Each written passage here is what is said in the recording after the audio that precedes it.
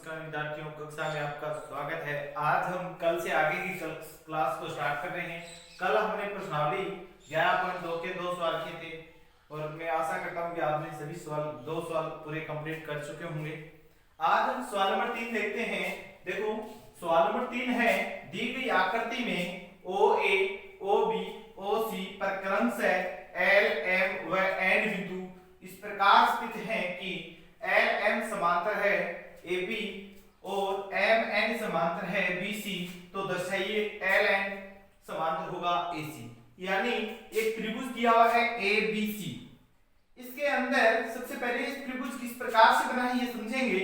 इस प्रकार का एक त्रिभुज है, उसके अंदर बीच में बिंदु O है, वहां से A B C इस प्रकार से त्रिभुज दिया हुआ है। यहां से A मिलाया हुआ है, यहाँ B और यहाँ C। इस O से एक बिंदु पर एक बिंदु L स्थित है, यहाँ पे M स्थित है, यहाँ पे N स्थित है। इस L को M से मिलाने वाली रेखा L और M को मिलाने वाली रेखा इस AB के समांतर है, यानी ये दोनों रेखाएं समांतर हैं। और इसके अंदर M और N को मिलाने वाली रेखा BC के समांतर है। और हमें ये सिद्ध करना है कि ये LN इसके समांतर होगी या नहीं होगी, ये हमें सिद्ध करना है। इसी प्रकार का ये त्रिभुज दिया हुआ है, तो सिद्ध करना है हमें। तो क्या लिखना है सिद्ध करने वाले सवालों के अंदर? सबसे पहले हम लिखते हैं दिया हुआ क्या है, उसके बाद में लिखते हैं सिद्ध क्या करना है, फिर रचना करनी होती है तो रचना लिखते हैं, इसके बाद में सीधा आप डायरेक्ट हम उपपत्ति करते हैं।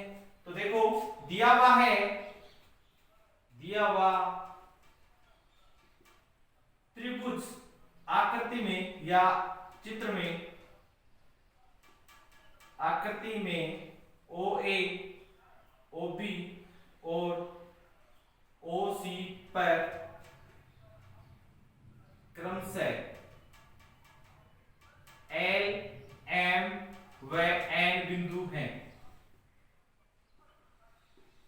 तथा और क्या दिया हुआ है, L N समांतर है AB, L M समांतर है AB और M N समांतर है BC। ये बात आपको दी हुई है। अब करना क्या है, आपको सिद्ध करना है। सिद्ध क्या करना है, सिद्ध करना है L N समांतर होगा AC। इसके अंदर सिद्ध करने के लिए हमें रचना की आवश्यकता नहीं होगी, तो सीधा लिख सकते हैं उपपत्ति क्या है। उपपत्ति के अंदर आपको करना क्या है, देखना है कि कौन सी रेखा किसके समांतर है।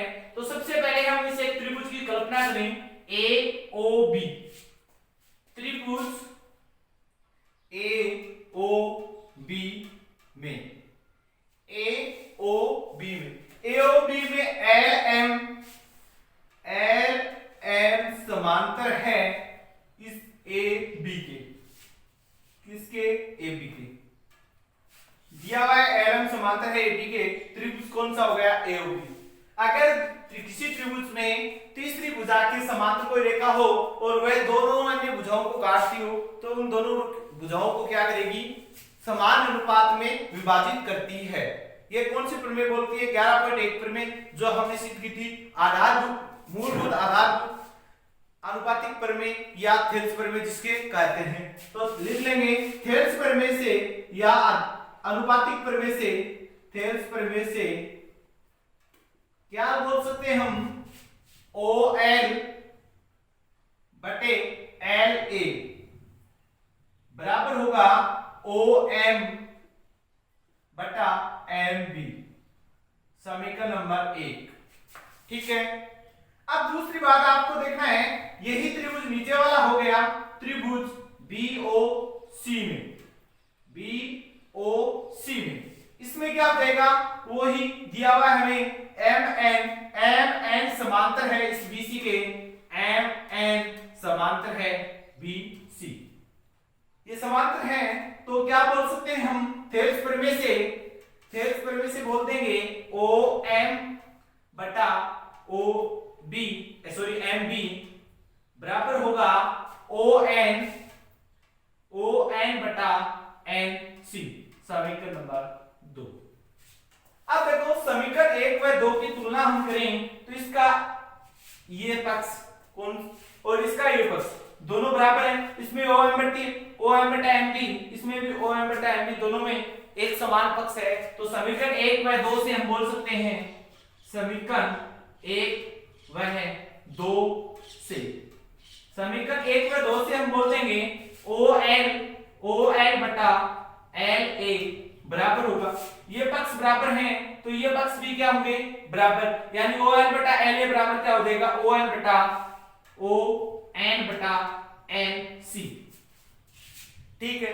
अब देखो इस त्रिभुज के अंदर कौन सा त्रिभुज AOC बोला, मान लो बोला COA, AOC त्रिभुज के अंदर देखो इनका अनुपात क्या रहा है, ये OL/LA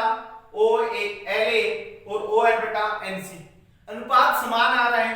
तो थेल्स प्रमेय की विलोम से हम क्या बोल सकते हैं, थेल्स प्रमेय के विलोम से हम बोल सकते हैं कि ये दोनों भुजाएं भी क्या होंगी समांतर। थेल्स प्रमेय की विलोम क्या बोलती है, अगर किसी त्रिभुज की में कोई रेखा दो अन्य भुजाओं को काटती है, अगर उनका अनुपात समान आता है तो वह तीसरी भुजा के क्या आएगी समांतर आएगी। तो त्रिभुज यहां लिख देंगे, त्रिभुज AOC में थेल्स प्रमेय के विलोम से, थेल्स प्रमेय के विलोम से, विलोम से हम क्या बोल सकते हैं, LN समांतर होगा AC। इतना ही हमें क्या करना था, सिद्ध करना था, LN समांतर होगा AC। इसी प्रकार हमारा सवाल नंबर 3 ये था। अब देखते हैं सवाल नंबर 4 क्या है। देखो सवाल नंबर 4 है, त्रिभुज ABC में AB व AC भुजाओं पर क्रमशः D और E बिंदु इस प्रकार स्थित हैं कि BD बराबर होगा C। यदि कोण B व C बराबर हो तो दर्शाइए DE समांतर होगा BC। देखो एक त्रिभुज दिया हुआ है, इसके अंदर एक त्रिभुज है ABC,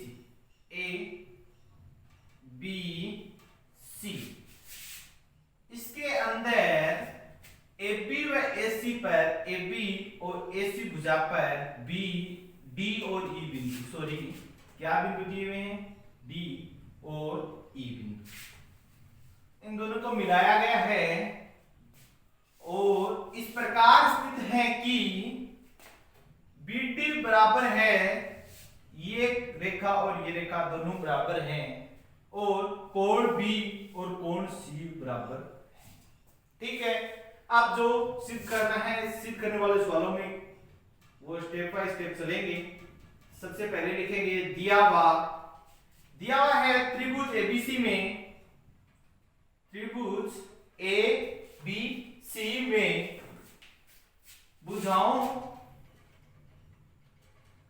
AB व AC पर बिंदु D व E स्थित है। एक तो ये दिया हुआ है और क्या दिया हुआ है, BD बराबर है CE और कोण B बराबर है कोण C। जो दिया था हमने लिख लिया। इसके बाद में आपको सिद्ध क्या करना है वो लिखेंगे, सिद्ध करना है DE समांतर है BC, DE समांतर है BC। इसके बाद में आपको करना है उपपत्ति। उपपत्ति के अंदर आप करेंगे क्या, देखो जो दिया उसी के अनुसार चलेंगे। त्रिभुज ABC में क्या दिया हुआ है, त्रिभुज ABC में, त्रिभुज ABC के अंदर आपको दिया हुआ है कोण B बराबर है कोण C। अगर दो कोण बराबर हो जाएं तो उनके सामने की भुजाएं भी क्या होंगी, बराबर होंगी। ये समद्विबाहु त्रिभुज की परिभाषा बोलती है, अगर किसी त्रिभुज के दो कोण बराबर हैं तो उनके सम्मुख की भुजाएं भी क्या होंगी, बराबर। तो त्रिभुज ABC में कोण B व कोण C बराबर हैं। एक बार हम इसकी कल्पना कर लें कि ये इस प्रकार का त्रिभुज है ABC, ये भी कोण C है, ये कोण B है, तो ये दोनों रेखाएं भी क्या होंगी, एक दूसरे के बराबर होंगी, यानी कोण A यानी AB बराबर होगा, ये AB भुजा बराबर होगी AC की।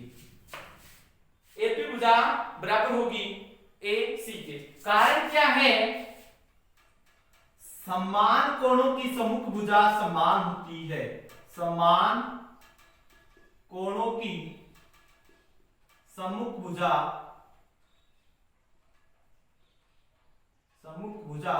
समान होती है। एक कारण तो हमने ये लिख दिया। अब देखो आप क्या लिखेंगे, एपी किससे मिलके बन रहा है, एपी के बराबर हम क्या लिख सकते हैं, एटी प्लस का डीपी, एटी प्लस का डीपी बराबर एपी की जगह ये लिख सकते हैं क्योंकि ये दोनों का योग ही तो है, और फिर एसी को क्या लिख सकते हैं, एई बटा एई प्लस का सी, दोनों का योगफल है। अब आपको करना क्या है, देखो डीपी और सी क्या है, बराबर दिए हुए हैं, तो बराबर दिए हुए हैं, इनका मान दोनों की तरफ से क्या हो जाएगा, कट जाएगा, क्योंकि दोनों का मान एक समान है। पक्षांतर करेंगे, एक तरफ आएगा तो चिन्ह माइनस का हो जाएगा, और प्लस और माइनस कटेंगे तो जीरो रह जाएगा। तो क्या रह गया, एटी बराबर ए ई, एटी बराबर क्या आ गया, ए, यानी ये दोनों रेखाएं भी क्या हैं, एक दूसरे के बराबर हैं।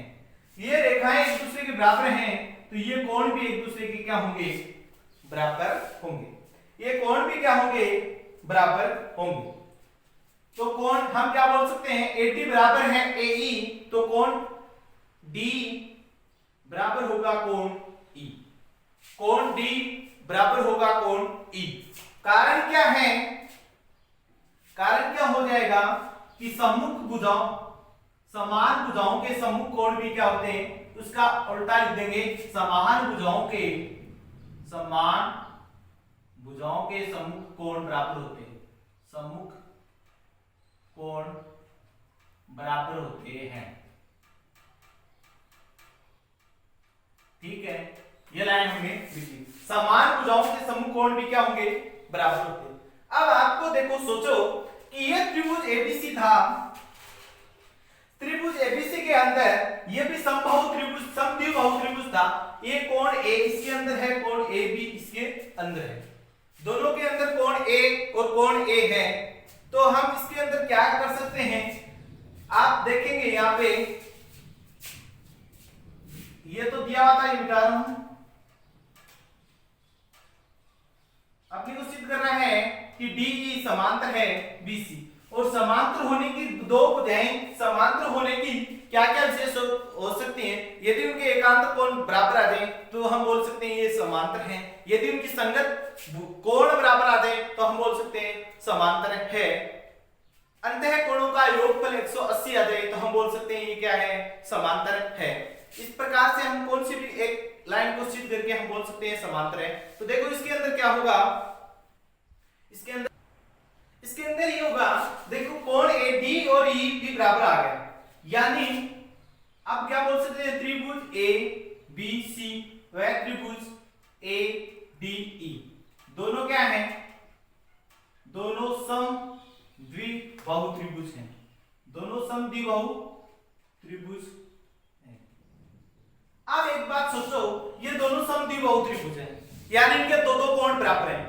अब दोनों त्रिभुजों को देखो, त्रिभुज ABC, ये था ABC, और यहां बनाते हैं ADE। इन दोनों त्रिभुजों में एक कोण तो समान है, एक कोण क्या है, समान है। एक बार तो कल्पना कर सकते हैं, ये मान लो 40 का है, कितने डिग्री का है, 40 का है। तीनों कोणों का योगफल 180 होता है। इस एक त्रिभुज की बात करें, ये 40 का है, दोनों में ए आ रहा है, तो दोनों में एक तो छोटा या बड़ा तो हो नहीं रहा, दोनों में समान है, यानी यहां पे बोल सकते हैं कोण ए दोनों में उभयनिष्ठ है, यानी दोनों में समान है, दोनों में उभयनिष्ठ है। अगर ये दोनों उभयनिष्ठ हैं तो कोण बी व सी बराबर हो सी, तो डी और ई के भी क्या आएंगे, एक समान आएंगे। क्यों, ये मान लो 40-40 का रह गया, तो ये दोनों कोण बराबर हैं, ये कितने के रहेंगे, 140 मतलब 75 और 70 के रहेंगे, ये 70 के रहेंगे, तो ये भी कितने के रहेंगे, 70 और 70 के। ए के अनुसार आ जाएगा।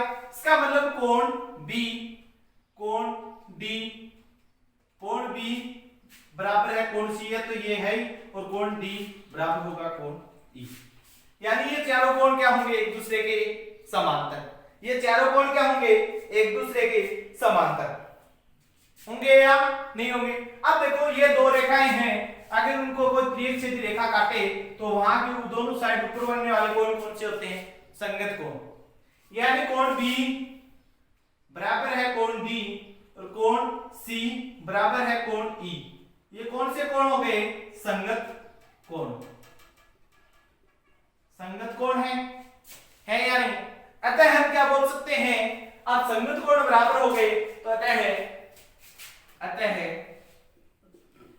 DE समांतर होगा BC के, DE समांतर होगा BC के, बोल सकते हैं, कोई दिक्कत नहीं। आप देखते देखो सवाल नंबर 5 है, आकृति में DE त्रिभुज ABC में दिया हुआ है, वो लिखेंगे दिया हुआ त्रिभुज ABC में क्या है, DE समांतर है BC के, और क्या दिया हुआ है, FE समांतर है CD। सिद्ध करना है, जो सिद्ध करना है उसको लिखेंगे। सिद्ध करना क्या है, AD का स्क्वायर बराबर होगा AB गुणा AF, AB गुणा AF। अब देखो उपपत्ति सिद्ध करेंगे तो त्रिभुज ABC लेंगे सर्वप्रथम, त्रिभुज ABC में त्रिभुज ABC के अंदर DE समांतर है BC, DE समांतर है BC। देखो इस प्रकार का त्रिभुज ABC है, ABC, यहाँ पे D और यहाँ पे E दिया हुआ है, ये दोनों समांतर हैं, तो इनका अनुपात थेल्स प्रमेय से हम क्या बोल सकते हैं, थेल्स प्रमेय से इनका अनुपात क्या होगा, समान होगा। थेल्स प्रमेय से हम क्या बोल देंगे, अगर इनका अनुपात बराबर होगा, यानी AD बटा, अब हम क्या लेते थे, AD बटा DP, तो यहाँ पे हम एक सीधा फॉर्मूला लेके चले तो AD बटा ABP ले सकते हैं। पूरी भुजा को भी हम भाग में ले लें तो भाग वही अनुपात, इस तरफ हम AD बटा AB लेके चले तो उस तरफ भी क्या लेंगे, पूरी भुजा का मान लेंगे नीचे, यानी AE बटा AC, AE बटा AC। इस तरफ हमने ऊपर वाला भाग ले लिया और फिर इसके अनुपात में कौन सी भुजा लिख दी, पूरी भुजा का मान लिख दिया। तो उस तरफ हमने ऊपर वाला मान लिख के पूरी भुजा का मान साथ में लिखना होगा, उसी का ये अनुपात क्या आएगा, बराबर आएगा। अन्यथा हम ये नीचे वाला अनुपात भी क्या ले सकते हैं, समान ले सकते हैं। लेकिन हमें सिद्ध करना है इसके अंदर AD स्क्वायर गुणा AB आना चाहिए। क्या आना चाहिए, AB आना चाहिए। तो यहाँ हम लिखते हैं AD बटा DB, AD बटा DB, तो AB का तो नाम नहीं आता, नहीं DB का नाम नहीं आता, इसलिए हमने क्या कर दिया, AD बटा AB बराबर AE बटा AC, समीकरण नंबर 1। अब देखते हैं दूसरी समीकरण कौन सी है, उस दूसरे त्रिभुज के अंदर त्रिभुज, देखो यही त्रिभुज है इस प्रकार का, इसके अंदर एक त्रिभुज और बन रहा है, उसके अंदर भी समांतर दिया हुआ है। इस प्रकार का त्रिभुज है, यहां से F है, यहाँ E है, यहाँ A है, यहाँ D है, यहाँ C है, यही तो दिया हुआ है। देखो इसके अंदर भी क्या है, ये दोनों भुजाएं एक दूसरे के समांतर दी हुई हैं, EF समांतर है CD के, तो त्रिभुज कौन सा हो गया, ACD में EF समांतर है EFA, ठीक है। अब आपको करना क्या है, इसके अंदर EF के समांतर है CD, CB समांतर दिया हुआ है, तो आपको करना क्या है, मात्र इसके अंदर तो वही थेल्स प्रमेय से लिख सकते हैं, थेल्स प्रमेय से, थेल्स प्रमेय से, थेल्स प्रमेय से आप क्या बोलेंगे, इसके अंदर AF, इसके अंदर भी ऊपर वाला भाग ले लिया, फिर कौन सी लेनी है, पूरी भुजा लेनी है, AF बटा AD, AF बटा AD बराबर उसके अंदर AE, इसके अंदर ऊपर वाली भुजा ली, फिर कौन सी लेंगे, पूरी भुजा AE बटा AC, समीकरण नंबर 2। अब समीकरण 1 व 2 से हम क्या बोल देंगे, अगर इनका LHS पक्ष बराबर है तो हम क्या बोल देंगे RHS पक्ष भी बराबर है। अगर RHS पक्ष बराबर है तो LHS पक्ष भी क्या होगी बराबर। तो समीकरण 1 में 2 से हम देखते हैं कि इनका AE बटा AC और AE बटा AC एक पक्ष बराबर है तो दूसरा पक्ष भी हम क्या लिख देंगे बराबर लिख देंगे, यानी AD बटा AB बराबर होगा AD बटा AB बराबर होगा AF बटा AB। यही होगा समीकरण 1। इन दोनों का आप क्या कर लेंगे वज्र गुणा करेंगे तो AD गुणा AD बराबर AB गुणा AF। ठीक है, इसको इससे गुणा करके इसको इससे गुणा, AD को AD से गुणा करेंगे AD का स्क्वायर बराबर AB गुणा AF।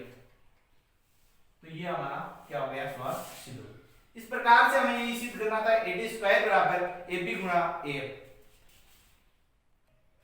देखो सवाल नंबर 6 आकृति में EF समांतर है DC समांतर है AB, तो सिद्ध करो कि AE बटा ED बराबर होगा BF बटा FC।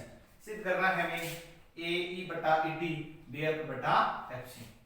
देखो हल के अंदर सिद्ध करने वाले सवालों में वही प्रोसेस दिया हुआ क्या है EF समांतर DC समांतर AB। सिद्ध क्या करना है वो लिख लेंगे, सिद्ध करना AE बटा ED बराबर होगा BF बटा FC। इसके अंदर थोड़ी सी रचना करनी होगी आपको, या तो B को D से मिला लो या A को C से मिला लो।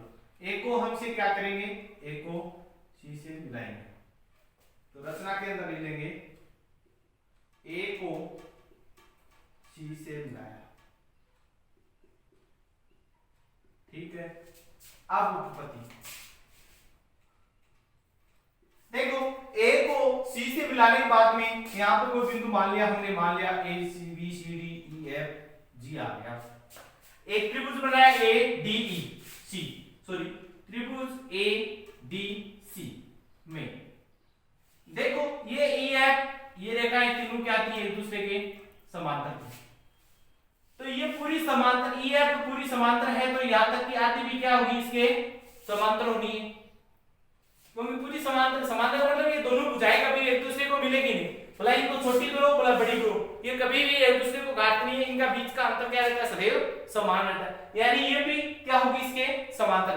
यानी त्रिभुज ADC में EG समांतर है DC के, ये तो दिया हुआ है, तो इस समांतर होगी तो हम क्या बोल सकते हैं थेल्स प्रमेय से या आधारभूत आनुपातिक प्रमेय से, थेल्स प्रमेय से क्या बोल देंगे AE बटा ED बराबर होगा AG बटा GC। AE बटा ED AG बटा GC समीकरण नंबर 1 बोल सकते हैं आसानी से। अब देखो त्रिभुज ABC, त्रिभुज ABC इसमें भी देख सकते हैं ये भुजा GF किसके समांतर होगी AB के, GF समांतर किसकी होगी, इस उल्टे वाले में देखें तो ये भी ये दोनों एक दूसरे की समांतर होगी, यानी GF समांतर होगा AD। तो थेल्स प्रमेय से अभी भी क्या बोल सकते हैं, थेल्स प्रमेय से इनमें भी क्या होगा अनुपात क्या होगा, समांतर है यानी AG बटा GC, ये बटा AG बटा GC बराबर होगा BF बटा FC। ये होगा AG बटा GC BF बटा FC समीकरण नंबर 2। अब समीकरण 1 में 2 की तुलना करो, AG बटा GC और AG बटा GC दोनों में आ रहा है, तो समीकरण 1 में 2 से क्या बोल सकते हैं, समीकरण 1 व 2 से, समीकरण 1 में 2 से ये AG बटा GC बराबर है तो ये भी क्या होंगे बराबर, यानी AE बटा ED बराबर होगा BF बटा FC। ये बात हमें सिद्ध करनी, कर सकते हैं।